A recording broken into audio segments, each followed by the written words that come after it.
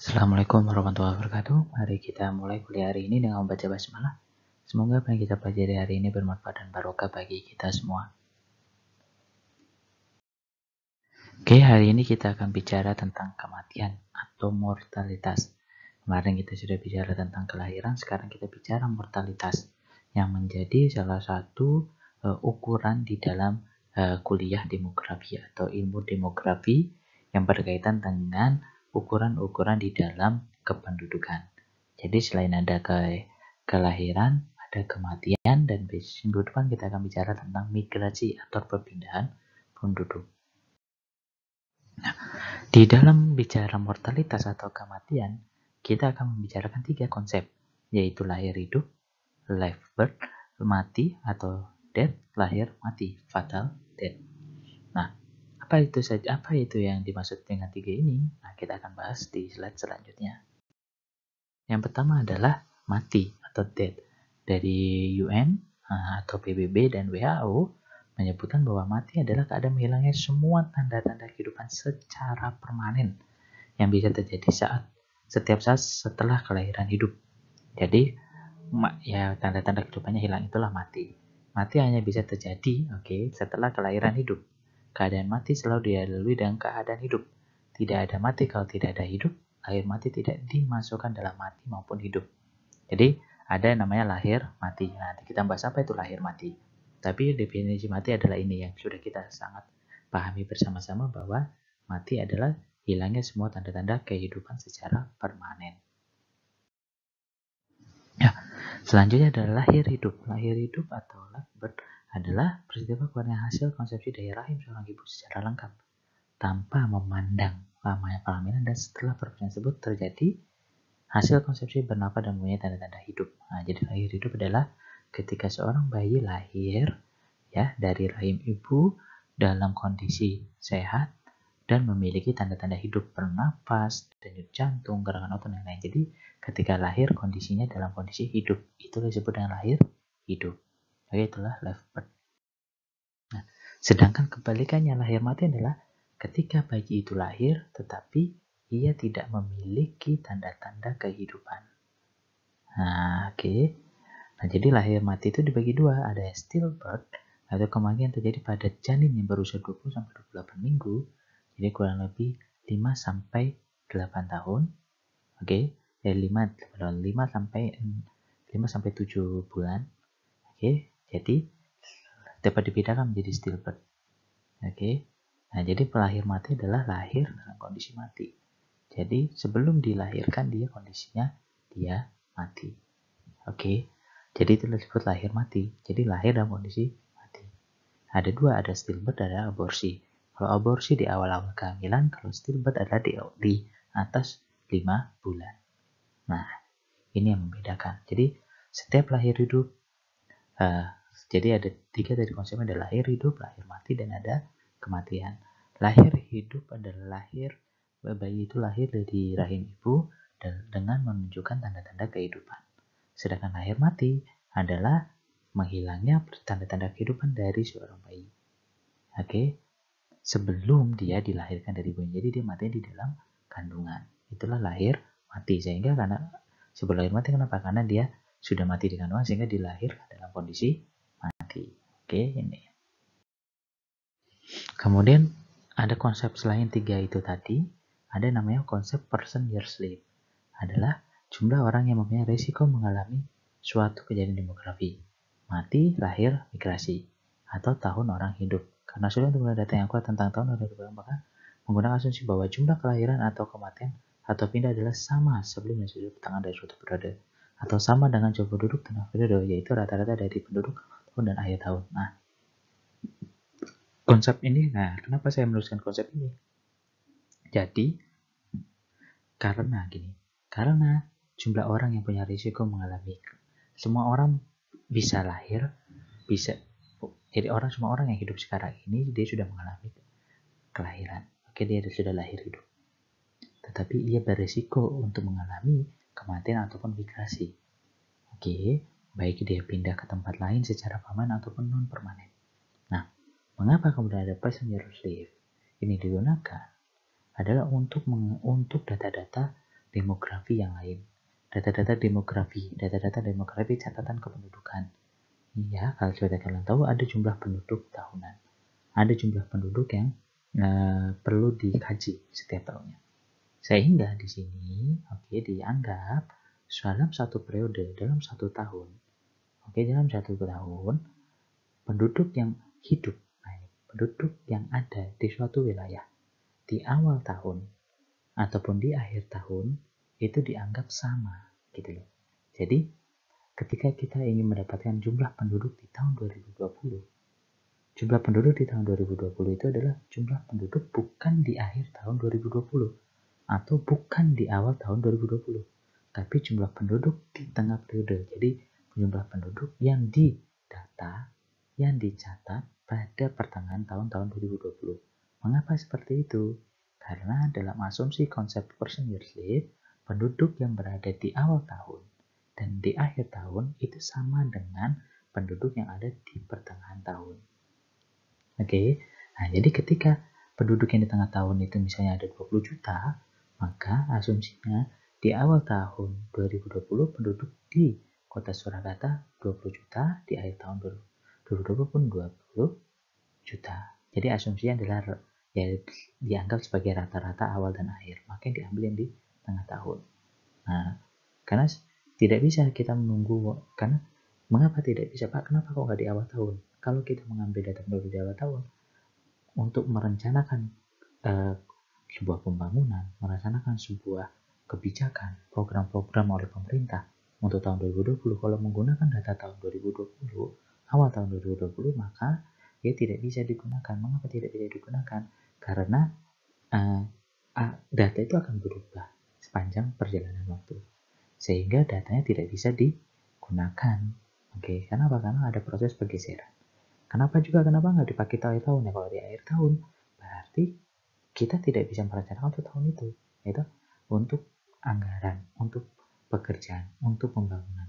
Tahun 2020 masa kita menunggu data di akhir tahun 2020? Kalau kita menunggu data di akhir tahun 2020 berarti pekerjaan dilakukan di tahun 2021. Nah, kondisi itu juga lah kemudian mengapa kalau kita menggunakan awal tahun akan berubah. Kalau digunakan yang tengah tahun sudah setengah tahun, berarti tinggal setengah tahun lagi untuk pembangunannya. Kalau digunakan akhir tahun, tahunnya sudah habis. Makanya kemudian data jumlah penduduk di suatu wilayah dalam satu tahun digunakan data pertengahan tahun. Namun untuk proyek, itu kemudian bisa kita menggunakan data tengah tahun, tetapi kebanyakan menggunakan data setahun sebelumnya. Dengan asumsi apa? Data pertengahan tahun sebelumnya, tahun kita ingin membuat perencanaan di tahun 2020, maka digunakan data 2019. Mengapa? Dengan asumsi di tahun 2019 itu jumlah penduduknya memang akan berubah di tahun 2020, namun perubahannya tidak begitu berubah drastis. Asumsinya seperti itu. Kenapa? Kalau kita menunggu data aktual di tahun 2020 ketika akan melaksanakan, maka perencanaannya akan sulit gitu, karena dalam proses perencanaan pembangunan dan lain-lain itu bukan hanya kajian akademis saja yang dilakukan, tetapi ada juga penganggaran, beli barang, pengadaan barang, belum implementasi dan lain-lain. Nanti yang kalau menunggu seperti itu maka pembangunan akan terus terhambat. Nah itu itulah konsep person years live. Makanya kalau kalian bertanya-tanya kenapa Pak kenapa data penduduknya kayaknya sih di pertengahan, kenapa data tahun 2020 kok kayaknya datanya tidak akurat Pak? Karena di awal tahun kayaknya lebih banyak, kok di datanya kok lebih sedikit, atau kok datanya tuh kok banyak Pak, tapi di akhir tahun kan banyak yang mati Pak karena pandemi misalnya. Nah kondisi itu terjadi karena data data penduduk dari tahun 2020 atau 2019 itu diambil di pertengahan tahun periodenya. Nah, ini beberapa indikator mortalitas. Jadi ada angka kematian kasar, menurut umur. Ini mirip dengan kelahiran kemarin. Jadi ada kebedaannya hanya kelahirannya diganti dengan kematian. Nah, bagaimana cara ngitungnya? Kita akan lihat satu per satu. Nah, angka kematian kasar. Nah, jadi kalau kalian menghafalkan rumus-rumusnya, angka kematian kasar, angka kelahiran kasar, itu mirip. Di mana angka kematian kasar itu menggunakan jumlah kematian. dalam 1 tahun. Oke, jadi datanya ada jumlah kematian dalam 1 tahun dibagi jumlah penduduk. Oke, dibagi jumlah penduduk pada tahun tertentu dikali dengan konstanta 1000. Dengan yang kelahiran, bedanya yang di atas ini kalau di kelahiran kasar adalah ini kelahiran, kalau kematian di sini adalah kematian. Oke. Digunakan untuk apa? Untuk memberikan gambaran mengenai keadaan kesejahteraan penduduk pada suatu tahun tertentu. Kok bisa? Karena semakin banyak kematian, maka kesehatannya semakin rendah, kesejahteraannya semakin rendah. Mengapa kok bisa? Karena kalau kesehatannya rendah, maka penduduknya jadi sulit untuk mendapatkan kesehatan yang lebih baik, gizi yang lebih baik, dan seterusnya. Nah, apabila digunakan dengan angka kelahiran akan menjadi dasar pertumbuhan penduduk secara alami. Jadi apa? Kalau kita mengurangi angka kelahiran dengan angka kematian, angka kelahiran dan kematian ada selisih. Kalau positif berarti penduduknya akan bertambah, kalau negatif maka penduduknya akan berkurang. Nah, kemudian biasanya datanya dibagi jadi jenis kelamin. Jadi berapa angka kematian laki-laki, berapa angka kematian perempuan. Kemudian bagaimana angka kematian desa, bagaimana angka kematian kota. Nah, keterbatasnya adalah datanya underestimate. Karena apa? Banyak yang tidak dilaporkan. Betul sekali ini. Inilah permasalahan yang ada di Indonesia. Banyak bayi yang baru lahir tidak dilaporkan. Di daerah terpencil tidak dilaporkan. Nah, ini yang permasalahannya. Data-data kematian itu sulitnya adalah di sini. Nah, ini bayi yang lahir atau yang kematian banyak yang tidak dicatatkan. Bahwa misalnya si mbahnya sudah meninggal tapi nggak dilaporin. Karena nggak dilaporin jadinya ketika ada pendataan, ada jumlah penduduk untuk pemilu, itu simbah kita masih tercatat, padahal simbah kita sudah meninggal. Nah, itulah yang perlu dipahami. Updating data-data itu yang tidak selalu dilakukan. Nah, kematian dilaporkan terjadi di waktu lampau. Nah, jadi kematian itu yang dilaporkan terjadi. Nah, ini yang tadi saya bilang, tidak dilaporkan. Jadi mungkin lupa, simbahnya udah meninggal 5 tahun yang lalu. Pas pemilu baru dilaporkan. Nah, ya itu yang jadi permasalahan. Untungnya dilaporkan, kalau tidak nanti akan terjadi bisa ada jadi ada pemilih ganda lah dan lain-lain. Nah, jadi ini yang jadi permasalahan. Nah, kemudian angka kematian menurut umur. Nah, kalau ini pengerincian dari growth death ratio. Jadi ini dilihat per umur, kelompok umur di tahun yang. Jadi rumusnya seperti ini ya. Jadi kalau kalian ingat yang kemarin yang ASFR ya bersama dengan yang di sana. Jadi kita melihat jumlah kematian berdasarkan kelompok umur. Jadi dari usia muda hingga usia dewasa, misalnya dari umur 1924, 25, 29, 30, 34 dan seterusnya.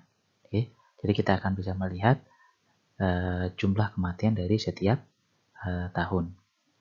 Nah, yang perlu diingat adalah jumlah kematian ini, jumlah kelompok kematiannya itu adalah berdasarkan kelompok umur.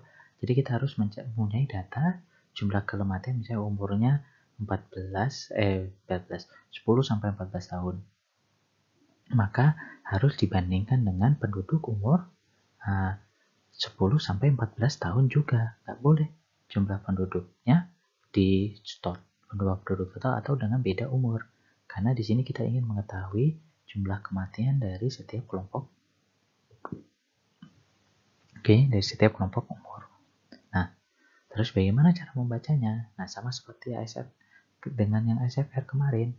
Misalkan ada 10 angka hasilnya ASDR umur 10 sampai 14 tahun adalah 10, maka artinya dari 1000 orang penduduk umur 10 sampai 14 tahun akan ada 10 kematian atau 1/100 atau 0,01% akan ada kematian di setiap di umur 10 sampai 14 tahun. Seperti itu ya. Masih ingat pastinya. Nanti kalau misalnya masih bingung bisa ditanyakan. Nah, jadi jadi resiko dari kelompok umur itu relatif lebih tinggi pada umur yang muda dan yang tua.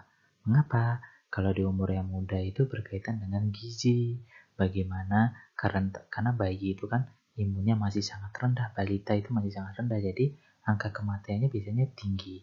Tetapi kemudian di usia masih anak-anak hingga dewasa, itu angka kematian semakin rendah. Kenapa? Karena sudah tubuhnya secara alami, secara kesehatan sudah kuat, namun kuat biasanya kematian dari dalamnya tidak begitu banyak karena tubuhnya kuat, sudah bisa berolahraga, sudah bisa mengubah pola hidup dan lain-lain.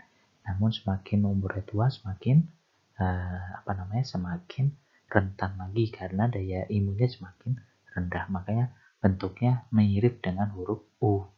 Kalau kalian membuat pola ASDR. Nah, jadi kalau misalnya kalian membuat ASDR di wilayah kalian terus ternyata tidak sama dengan huruf U, maka bisa kalian kaji mengapa seperti itu. Oke. Kemudian angka kematian bayi adalah jumlah kematian bayi usia kurang dari 1 tahun. Jadi disebut bayi adalah yang anak usia kurang dari 1 tahun. Hati-hati, di atas 1 tahun disebut dengan balita. Jadi kalau kalian ingin tahu bagaimana jumlah kematian bayi dalam 1 tahun, berarti kematian bayi 1 tahun berarti usia anak dari jumlah kematian bayi selama 1 tahun. Jadi jumlah kematian yang umurnya kurang dari 1 tahun dibagi dengan jumlah bayi yang lahir hidup.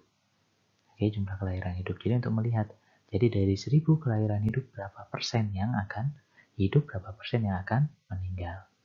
Jadi contohnya hasilnya adalah 10, maka dari 1000 kelahiran hidup, maka akan ada 10 bayi yang akan meninggal. Atau berarti 1/100, atau peluangnya 0,01%. Oke, nah, apakah itu tinggi, Pak? Ya, termasuk tinggi. Oke, karena menunjukkan jika jumlah angka kematian bayinya banyak, itu menunjukkan fasilitas kesehatan masih rendah. Kesehatan ibu dan bayi masih sangat rendah. Gizi untuk bayi masih sangat rendah. Jadi gizi ibu hamilnya masih sangat rendah. Itu menunjukkan kesejahteraan di Indonesia semakin rendah jika angka kematian bayinya semakin tinggi. Nah, nih kan jadi apa kematian bayi? Nah, seperti saya sebutkan tadi, masalah kesehatan yang berkaitan langsung dengan bayi. Misalnya ya, si bayinya diare, infeksi, kurang gizi dan lain-lain, termasuk ibunya, KB, KIA, dan kebijakan kesehatan ibu. Ya, baik ibu ketika ibunya hamil maupun ketika ibunya melahirkan, serta kondisi sosial ekonomi masyarakat, termasuk kondisi lingkungannya. Nah, ketika kondisi lingkungannya tidak sehat, maka si bayi akan rentan untuk dapat terkena penyakit. Nah, ketika bayi sudah terkena penyakit, kan sudah tentu sembuh. Kenapa? Karena si bayi belum punya imun yang kuat. Ketika imunnya nggak kuat, maka ia akan rentan untuk dapat meninggal dunia. Nah, jadi angka kematian bayi juga dibentuk angka probabilitas untuk mengukur resiko kematian bayi saat lahir sampai menjelang ulang tahun pertama. Oke, itu. Oke, selanjutnya adalah angka kematian balita. Kalau balita ini ya tadi, kalau di umurnya yang dianggap bayi tadi 0 sampai 1 tahun, nah sedangkan balita itu kalau balita secara definisi di dalam sini adalah 0 sampai 5 tahun, bukan 1 sampai 5 tahun. Walaupun di masyarakat disebut balita apabila dia sudah di atas umur 1 tahun. Tetapi di dalam rumus perhitungan angka kematian balita itu diukur dari baik umur 0 sampai 5 tahun. Nah, ini rumusnya sama, jadi semuanya itu umurnya sama. Ketika kita bicara angka kematian balita, maka yang diukur adalah kematian balita dibagi dengan jumlah penduduk usia balita. Oke. Angka kematian anak. Nah, ternyata angka kematian anak beda dengan balita. Kalau balita tadi 0 sampai 5 tahun, ternyata anak itu angka 1 sampai 5 tahun. Nah, pertanyaannya apa? Berarti apa yang perlu kita lihat? Dari rumus ini terlihat bahwa kalau kita ingin spesifik, maka kita menggunakan angka kematian bayi dan angka kematian anak. Oke, mengapa spesifik? Ya spesifik karena kalau kita bicara angka kematian bayi, maka kita hanya bicara 0 sampai 1 tahun, sedangkan kematian anak 1 sampai 5 tahun. Padahal mengapa? Jadi lebih spesifik kalau bayi nanti kita berkaitan dengan ibunya karena umur 0 sampai 1 tahun itu masih wajib ASI dan sangat rentan untuk terkena penyakit apabila kondisi lingkungannya tidak baik atau gizi ketika ibunya hamil itu juga tidak bagus. Nah, tapi ketika 1-5 tahun, maka ada peluang-peluang lain yang mempengaruhi kematian anak. Kondisi lingkungan akan lebih mempengaruhi, gizi ketika dia sudah berumur 1 tahun ke atas itu bagaimana yang diberikan oleh orang tuanya, dan seterusnya. Jadi, kalau ingin detail, kita menggunakan angka kematian bayi dan angka kematian anak. Kemudian ada kematian ibu, ya ini bicara kematian si ibu, bayi yang berkaitan dengan kehamilan dan persalinan oleh sebab apapun, tetapi bukan kecelakaan atau kelainan yang terjadi selama kehamilan sampai dengan 22 hari setelah persalinan, serta tidak dikenal umur dan letak kehamilan. Jadi berkaitan dengan kehamilan dan persalinan. Jadi tapi bukan karena kecelakaan, misalnya ibunya kecelakaan, jatuh dan lain-lain, tapi ketika hamil, misalnya karena hamil, misalnya rahimnya tidak bagus atau terkena penyakit dan lain-lain, sehingga ibunya menjadi mati karena dia hamil, atau kondisi hamil, atau setelah dilahirkan. Misalnya ketika dilahirkan persalinannya bagus, tetapi misalnya ibunya kekurangan darah sangat banyak, sehingga ibunya pun tidak bisa hidup. Nah, ini yang menjadi yang diukur di dalam angka kematian ibu. Ada 2 ukuran, yaitu maternal mortality rate dan maternal mortality. Apa itu maternal mortality rate? Adalah banyaknya kematian perempuan pada saat hamil atau selama 22 hari setelah dia melahirkan. Oke. Dan bukan karena sebab-sebab lah. Jadi bukan yang disebabkan kehamilan atau pengolahan, bukan karena sebab-sebab lain. Per 100.000 perempuan yang punya risiko mengalami kematian pada periode atau tahun yang sama. Oke, jadi